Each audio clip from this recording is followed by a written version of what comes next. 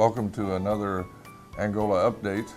We thank 101 Lakes Channel 20 for allowing us to be with you today, and we want to talk to you a little bit about what's going to be going on in our downtown. Today I have with me Julie Cole, Director of Economic Development and City Planning for the City of Angola.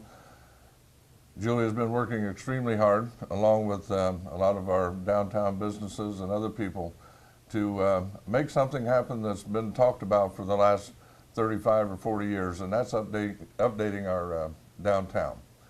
We have a beautiful downtown, but as in any business, we feel that it is necessary to upgrade and do things that are going to make people want to come down to our downtown. So we're looking to build on what we already have, take our aesthetic beauty and use what we have to make this an even better place to come down and work, to make it a place that our business owners and store owners can make money, and that our people that want to come downtown and spend time feel safe while they're in our community and enjoy our downtown. So Julie, if you will kind of carry on here and tell us a little bit about what's going on and what's going to, things are going to look like in the next 12 months or 18 months, we'd appreciate it. Thank you. Yeah, absolutely. In May of 2008, the city adopted what we call the Angola Downtown 2020 plan, and had laid out several criteria for us to be working on. And one of them, one step of overall downtown success, is a new construction project. And technically, what we're looking at doing first of all is a traffic calming program, which will install a median, a landscaped median, all the way from the railroad tracks near the university going east to Martha Street, and one leg both going north and south on Wayne Street. With 1,400 to 1,600 semis coming through our downtown on a daily basis, we needed some type of construction project in set that can help control and calm some of the traffic that is coming through. Because right now, after we had conducted business and residential surveys, one of the main concerns that people had was that they did not feel safe coming into downtown, and we feel that some of these projects that we are going to construct are going to alleviate many of those concerns. Parking will remain along US 20 where it currently exists. We have plenty of room right now to install these medians, have a lane for traffic, and also have a lane for vehicles to park. We will see some improvements along the square area. Just this past spring, we received a grant for $500,000 to reconstruct the sidewalks in our downtown and to create some curb bump outs to lessen the length that a pedestrian has to walk in order to cross some of the roads downtown. And further landscaping program that we have will bring more green space to the downtown, more pedestrian-friendly atmosphere, new landscaping, new furniture, new furnishings, planter boxes, and the like that we will have all the way downtown. And we also have some grant applications out right now to redo all the sidewalks from the downtown all the way west towards the railroad track once again. And we will see an improvement of the steps and the grade elevation issues that we have, especially right near the town center. And we will be able to alleviate many of our accessibility issues that we currently have.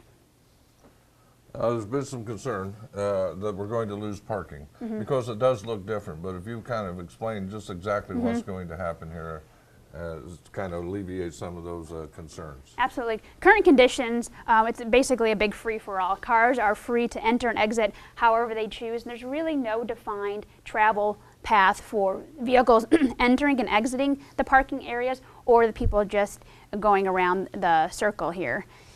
We will see a little bit of a redesign with our parking areas. It's not going to be the same as it is now. We may lose a couple of spaces per quadrant, but we feel the benefit far outweighs the underutilized and, in my opinion, dangerous parking spaces that we do have on the very edges of the perimeter of the current parking conditions. And it'll improve accessibility once again and ease of traffic and just increase safety overall. And as you can see from this aerial view, we do have a lot of parking close to downtown. There's a parking lot back here, some parking back here, parking behind the, across from the public safety building. We got parking back behind here. We got parking over here. we got parking in these spaces. None of these are farther and closer than most of the parking spaces you would have at Glenbrook. It's just that you can't see the front of the store. So we're going to do, I believe, a better job of signage to show where these parking areas are at, right? Absolutely, Mayor. You bring up a really good point. We're going to incorporate a wayfinding system, and basically wayfinding means a really easy identifiable way to get to where you want to go, whether it is parking, a library, somewhere to eat, downtown, showing people, especially people who are not used to or are visitors to our downtown for the first time. So we will better identify the parking spaces, show the public that yes, in fact, you are able to park there for many hours at a time. And we really need to educate our business and property owners and to the fact that you shouldn't be parking out in front of your store. That's your prime location. That's prime property for your clients and your customers who should be coming first.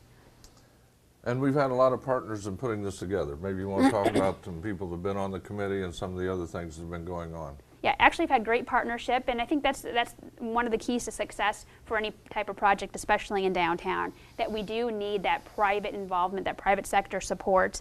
We've had the Downtown Improvement Committee, which is currently under the Chamber of Commerce, and they've been a vital source of our support, as well as we're partnering with the university to make some of those improvements, and they've offered a lot of support and suggestions. And this, of course, the downtown business and property owners who have been supportive and have been attending a lot of our public meetings and hearings and able to us to create the Downtown 2020 plan, which came up with these recommendations.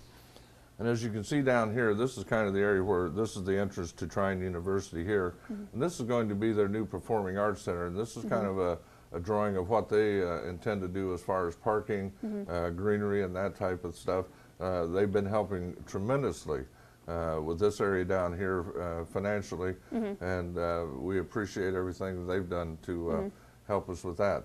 So this kind of gives everybody an idea of exactly what we're looking at.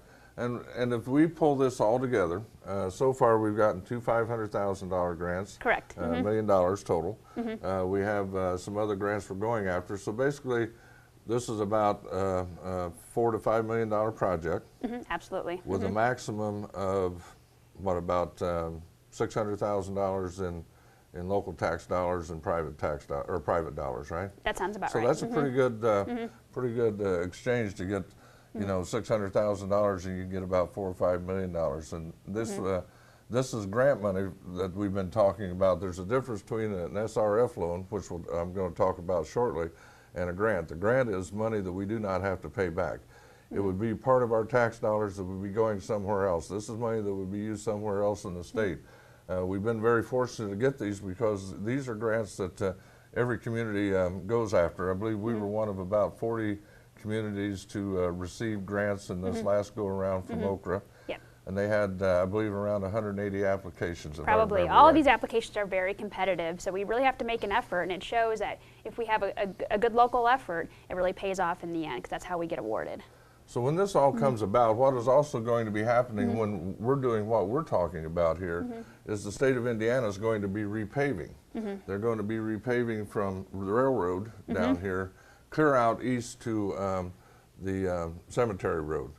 And what we've tried to do is pull this all together at one time because we know it's going to create some difficult situations for our business owners downtown, but we would just as soon have this done in one construction season as to try to go through 2 or 3 construction seasons. So Julie and her staff and the people on the Downtown Revitalization Committee have been working very hard along with NDOT, who have been great partners on this, to try to make this happen.